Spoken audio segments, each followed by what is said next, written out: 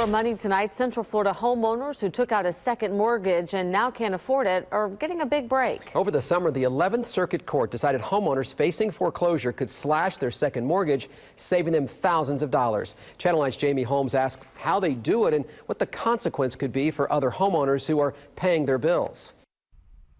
At the height of the real estate boom, realtor Vivian Lehman says virtually every client she had used what's called the 80-20. They put 80% of their new home on the first mortgage and 20% on the second mortgage. How many of them were using the 80-20 or the second mortgage to be able to get into the home in the first place? I would say about 90%. Fast forward a few years and nationally 47% of those homeowners are in over their heads and can't afford to pay that second mortgage. Now they've gotten a big break. The 11th Circuit Court of Appeals, which includes Central Florida, ruled homeowners can slash the second mortgage and just focus on paying their first. We're going to be saving properties. These people are going to take care of their house. They're going to start paying their first mortgage again. But are these homeowners essentially walking away with free money? Clark argues that in foreclosure, the second mortgage is typically wiped out anyway, and says this gives homeowners a chance to stay in their homes. People say, "Whoa, this is bad for the banks. How could you let this happen to the banks?" I think it's wonderful for the banks, because what's going to happen now is people are going to start paying that first mortgage.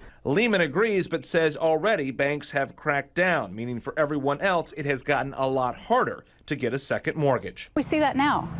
You know, I have many cases. You know, only the government-backed loans are the ones that are, you know, allowing any kind of just, 3.5% down. In Orlando, Jamie Holmes, Channel 9 Eyewitness News.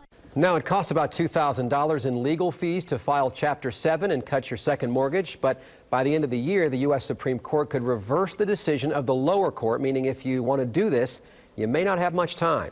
It is about a 3-month-long process, and of course, it will negatively affect your credit.